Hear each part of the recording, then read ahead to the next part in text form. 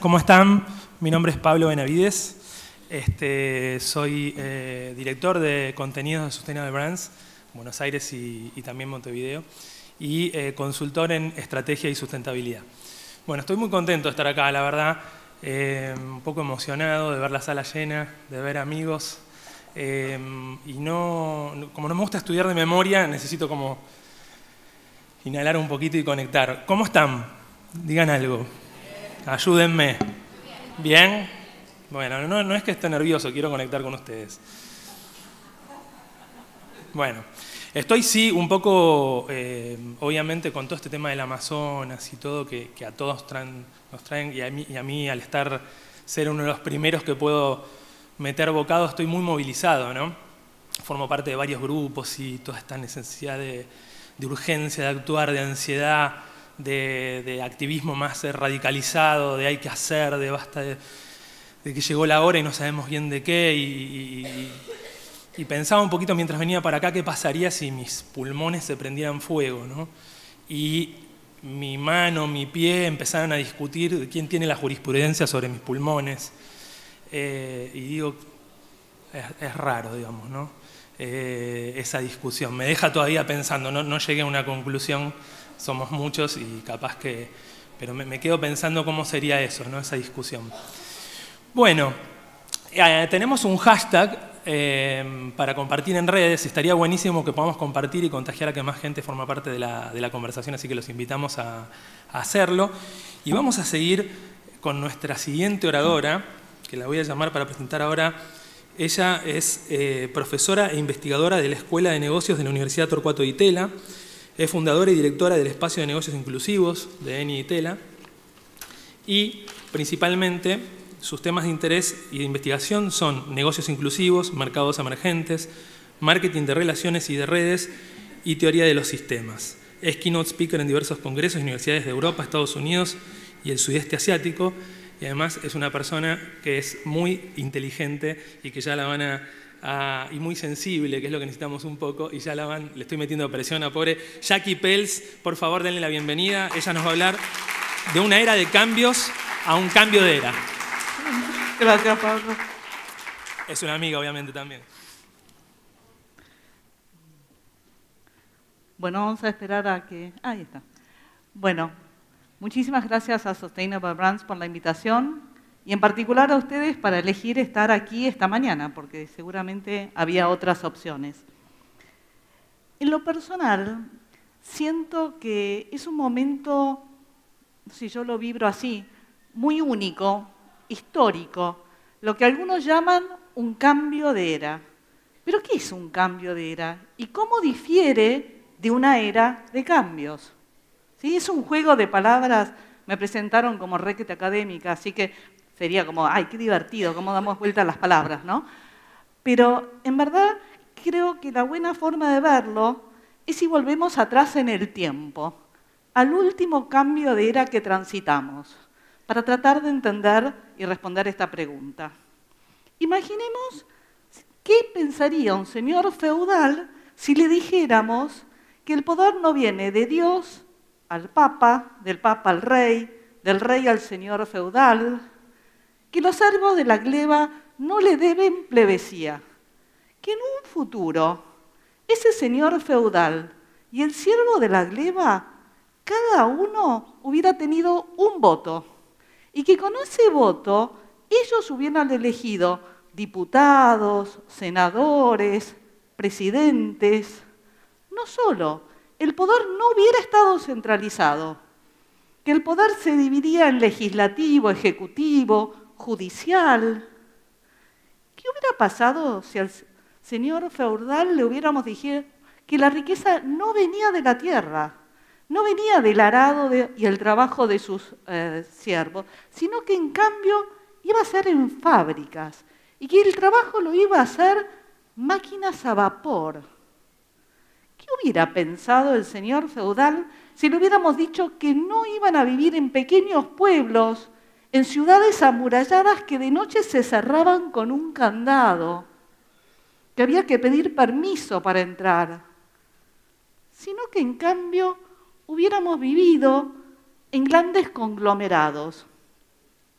¿Qué hubiera pasado si al señor feudal le decíamos que la comunicación no era a través de palomas mensajeras, que no se hacía con postas a caballos, sino que iba a ser a través de unos cables en donde iba a vibrar un sonido que se llamaba telégrafo, que mucho más adelante en esos cables iba a transmitirse la voz humana, que la íbamos a poder reconocer, decir, ah, es mi tía, ¿sí?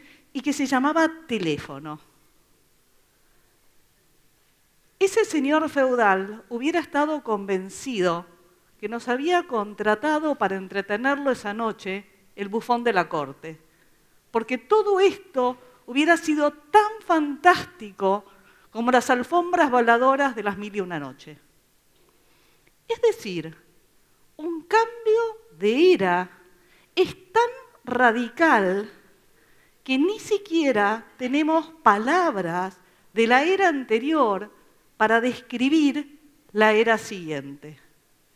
El señor feudal no hubiera entendido diputados, senadores, máquina a vapor, teléfono y muchísimas otras palabras más.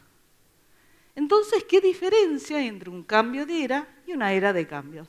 Veamos el siglo XX.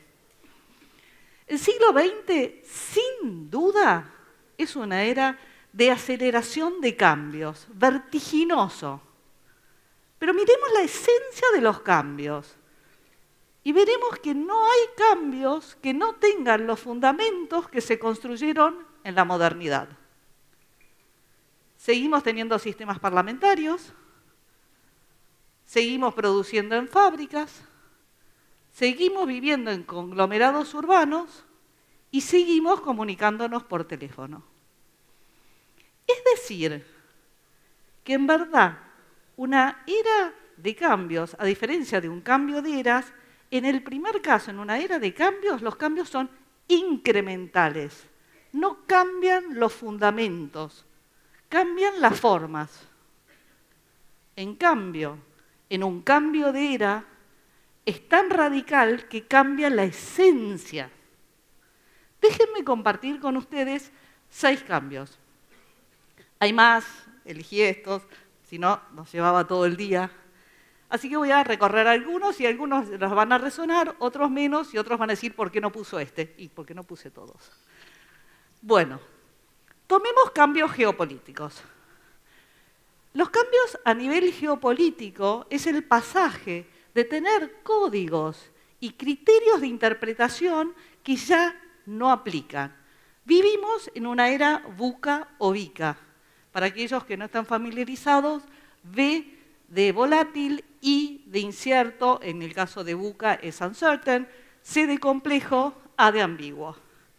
¿Qué quiere decir esto? Que la forma de leer la geopolítica cambió. Déjenme darles un ejemplo. Si tomamos el conflicto Estados Unidos-Rusia y lo tuviéramos que describir, ¿sí?, diríamos que es un conflicto ideológico, un conflicto que se basaba en izquierdas y derechas, en capitalismos y comunismos, pero entre Estados Unidos y Rusia no hubo intercambio comercial. 0. Y el conflicto China-Estados Unidos es estructuralmente comercial. Entonces, una era VUCA es que el criterio que me ayudaba a entender la geopolítica ya no aplica para los criterios de la geopolítica actual. Déjenme darle un ejemplo banal. Tomemos las encuestas. Vengo de la Argentina, acabamos de tener las PASO, no le invocaron ni cerca. Pero en esta nos acompañan Estados Unidos con Trump, Inglaterra con Brexit, Colombia, Macron, y sigo numerando. ¿Por qué? Porque las encuestas son una herramienta del siglo pasado y de la modernidad, que requiere una encuesta. Una muestra con inferencia. Una muestra con inferencia en un ámbito busca es un sinsentido. De ahí la radicalidad del cambio. Vayamos a otro plano. La tecnología. Estamos pasando de la era industrial a la era del conocimiento. Irrumpen los 3D, el blockchain, la inteligencia artificial, el machine to machine, y seguiría la lista, ¿verdad? Pero todavía no sabemos cómo se articulan estas tecnologías. Nos falta el Henry Ford del siglo XXI. Y no solo no sabemos cómo se articulan, no sabemos cuáles van a sobrevivir y cuáles van a desaparecer. ¿Estamos frente a la máquina de vapor que va a desaparecer? ¿O estamos frente a la electricidad? ¿O todavía no la inventamos? Tomemos otro ámbito, el económico. Estamos pasando, ¿se acuerdan que pasamos de la Edad Media a la modernidad? Y en la Edad Media estaban los reinados, en la modernidad nacen las ciudades-estados. Y así como nacen, tal vez un día desaparezcan. Y estamos pasando de la centralidad del PBI en las economías a la centralidad de los budgets y de los facturados en las empresas. Tomemos dos ejemplos de cosas dinámicas que probablemente en un futuro no estén presentes o tengan otra forma. El Bitcoin y Libra. Libra es esta moneda que está haciendo Facebook, que tal vez aparezca, desaparezca. Bueno, vamos a ver lo que pasa. Las empresas están pensando en acuñar moneda. Y nosotros como consumidores estamos pensando en aceptarlas. ¿Cuál es el rol entonces de los estados en la economía? ¿Van a tener un rol? ¿Qué está pasando con las empresas? Las empresas en la modernidad eran verticales y el adentro y el afuera estaba claramente definido. Actualmente las empresas son horizontales, co-crean, articulan, y el adentro y el afuera, no tan claro. ¿Qué pasa con un Instagram, con un Facebook, con un YouTube, con Uber, Airbnb? Si el afuera no participa, ¿hay valor? ¿Hay empresa?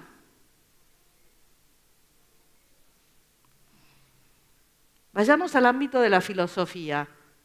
En la modernidad estamos pasando a la posmodernidad. En la modernidad, ¿qué se buscaba? Se buscaba la verdad con V mayúscula. Se trataba de entender el ser como elemento común que teníamos todos. En la posmodernidad, ¿dónde estamos? En las verdades individuales, en los relatos personales, en una deconstrucción de esa modernidad. Hasta la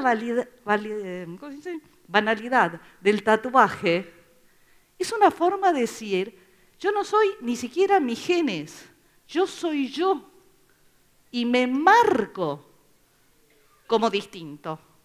Y un distinto que yo defino, no que me viene por los genes de mi abuelita.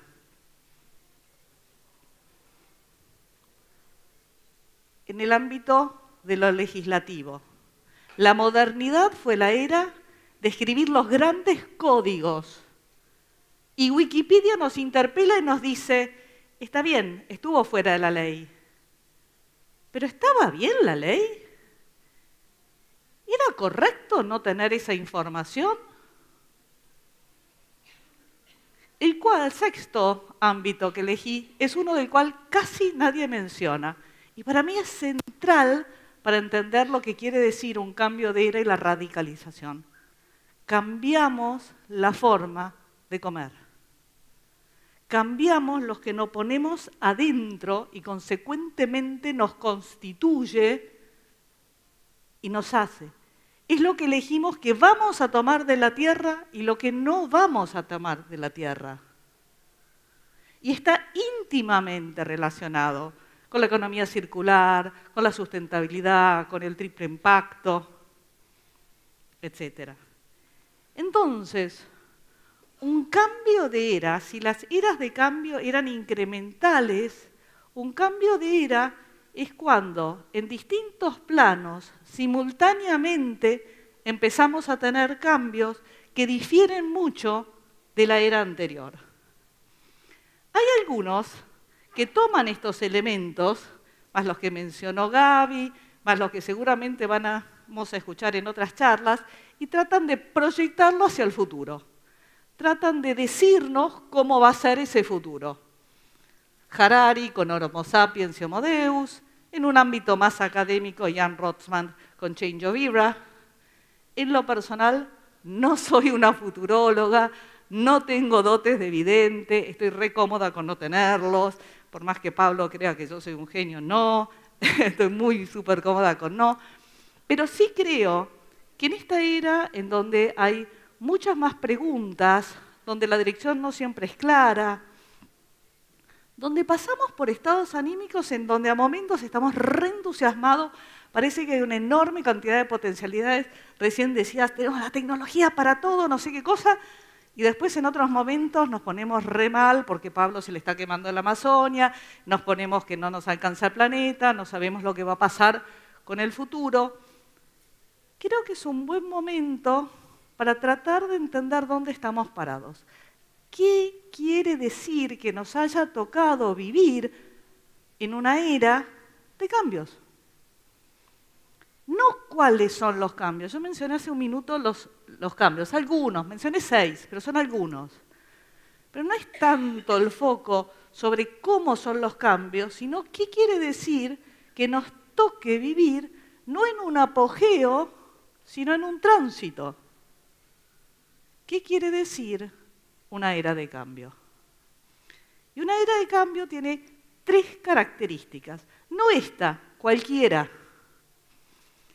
La primera característica es que es mucho más claro saber lo que no es que lo que será. Sabemos que no vamos a dejar 00 de un teléfono normal de línea para llamar internacional, pero no tenemos ni idea si lo vamos a hacer por WhatsApp, por Skype, por Zoom, por cuál tecnología. Sabemos que no vamos a mandar un fax, pero no sabemos si vamos a compartir documentos y qué va a ser un documento y qué va a necesitar compartirse y en qué formato va a tener. Entonces, la primera característica de un cambio de era, de todos los cambios de era, es la incertidumbre. Y tomar la incertidumbre como algo natural. Nos cuesta, porque en la modernidad eran las reglas, las normas, lo tradicional. Y la transición nos cuesta. Pero el riesgo está en congelar un instante de un proceso y capturar algo que yo llamo falsas certezas. Pensar que llegamos cuando todavía estamos navegando. Y elegí la imagen de Colón porque él estaba seguro de llegar ¿a dónde? Y llegó a las Américas. Nada que ver, gente. Entonces, ojo con las falsas certezas. Estamos convencidos de llegar a las Indias. Nada que ver. Bueno. Segunda característica de los cambios de era es que los cambios de era son sistémicos. ¿Qué quiere decir sistémicos? Las flechitas, ¿vieron? Suben, bajan, qué sé yo. Está buenísimo el dibujito, ¿vieron? Pero nos cuesta, porque nuestro pensamiento moderno es secuencial y de especialización. ¿Qué quiere decir secuencial y especial? Todos los PowerPoints, gente de empresa, etapa 1, etapa 2, etapa 3, conclusión, ¿verdad? Sí, eso se llama secuencial. Nada que ver con el pensamiento sistémico y holístico. Y además de especialización y reductivo. Sistema sanguíneo, sistema respiratorio, ¿sí? Así nos enseñaron en el colegio. Y eso nos quedó adentro y así nos quedó marcado. Pensamiento sistémico es distinto. Y entonces decimos, sí, la tecnología nos está liderando el cambio. No. no hay ningún cambio sistémico que se base en un único elemento. Es el conjunto de todo y cómo todo se interrelaciona. Entonces, vivir en un cambio de era nos obliga, aunque nos incomode, a levantar la cabeza y tratar de ver las cosas con una cierta distancia y cómo los elementos interjuegan entre sí. La tercera característica es que son tiempos largos. Gente, sentémonos cómodos, armémonos de paciencia, porque esto no va a pasar en el tiempo de un WhatsApp. No va a pasar en la inmediatez de que mando un WhatsApp y veo que apareció el segundo palito, después se puso turquesa y estaba mandándolo a Australia. Estos son procesos de 80, 100, 120 años y nos toca vivir eso. Les doy un ejemplo. La Revolución Francesa es el hito entre la monarquía y las democracias modernas, ¿verdad? Bueno, entre la toma de la Bastilla y la primera democracia constituida pasaron 80 años. 3 monarquías, ¿sí? 2 repúblicas efímeras y 2 imperios. Gente, Napoleón vino después de la Revolución Francesa. ¿Sí? Napoleón. Es decir, que alguien que participó de la toma de la Bastilla nunca vio la democracia moderna. Esto quiere decir tiempos largos. Elegí esta imagen porque me gusta acá, empieza en algún lugar el Big Bang. Este es el planeta, acá aparecemos los humanos. ¿Sí? Entonces, tiempos largos. Pero también la elegí porque es una espiral. Podría haber elegido una imagen lineal. Y de vuelta el pensamiento sistémico, el pensamiento que vuelve sobre el mismo punto, pero se remira y se repiensa distinto. ¿Sí? Vuelve sobre el mismo eje y volvemos a mirar el contrato social, pero distinto. Volvemos a mirar la tecnología, pero distinto. Volvemos a mirar la legislación, pero distinto. Es más, no hemos acuñado las nuevas palabras aún. No tenemos palabras para la era que viene. Hay un pensador que a mí me gusta muchísimo, lo deben conocer, Zygmunt Bauman, que habla de la modernidad líquida. Y muchas veces, inclusive él, la connota negativo. ¿Por qué? Porque ve la modernidad como un apogeo y siente que se le está derritiendo de alguna forma, ¿no? Se le está volviendo líquida. Yo los invito a mirarlo desde un lugar positivo, habilitante, como transición. Y voy a volver sobre este concepto en un ratito. Miremos qué hacen las empresas. Las empresas han pasado del business plan rígido, que llevaba 6 meses en escribirse, 5 años en ejecutarse, y que uno no se corra del business plan porque venían a decirte, te fuiste, no estás en tiempo, te fuiste a presupuesto, te fuiste, ¿sí? ¿Se reconocen? Los más viejitos y business plan. ¿Y hoy qué? Hoy estamos llenos de post-its en Canvas que duran la nada, loops permanentes en el Lean Management, la co-creación en el Design Thinking, pero no solo las herramientas cambiaron, los lugares de trabajo cambiaron. Y yo llego y depende si me tengo que concentrar, si tengo que trabajar con otros. Todas formas plásticas, elásticas, ágiles, que dejan muchos futuros posibles abiertos. No es un business plan, es como el anti-business plan. ¿Sí? En donde eso que decíamos como una característica de la era de cambio, de estar en incertidumbre, dejando abiertas puertas, se está llevando a la empresa. Una imagen que a mí me gusta mucho, una metáfora en verdad, es como imaginarnos en un río, que estuviéramos explorando, que no conocemos el río, sin GPS claramente, obviamente, si no, no tiene gracia. Claro, si venís con el GPS no funciona. Y dejarnos llevar, cuál es la curva, cuál es el afluente. ¿Terminaremos en un delta? ¿Será en el océano? ¿Será en un lago? sea, una predisposición al cambio.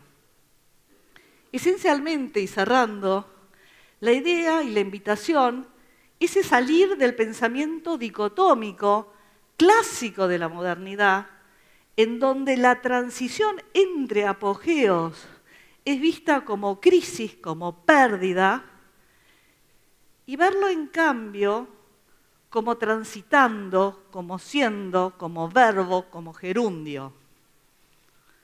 Y hay un concepto que me gusta mucho de teoría de los sistemas, porque nos ayuda a pensarnos como arquitectos del futuro, no como quien trata de entender los 6 aspectos que vimos hace un ratito, no como quien trata de proyectarlos, sino quien se ve como actor de ese futuro.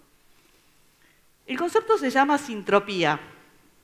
Para aquellos familiarizados con teoría de los sistemas lo conocen. Y quiere decir que mi compromiso con un hecho futuro incide sobre mi presente. Es decir, mi presente no está construido solo de mi pasado, sino estructuralmente de mi futuro. Les doy un ejemplo. Yo me comprometí y soy parte de un grupo que se llama Argentina Conversa, que tiene un evento en el Cabildo de Buenos Aires mañana a la tarde. Ese compromiso mío con el futuro hace que yo me vuelva esta noche, porque si no me hubiera quedado. En cambio, ese compromiso incide sobre mi presente. Es porque tomé ese compromiso que me vuelvo hoy. Y es porque me vuelvo hoy que ese compromiso se hace realidad. Entonces la invitación es a que cada uno de ustedes sean arquitectos de nuestro futuro, entendiendo la era de cambio, pero arquitectos de nuestro futuro.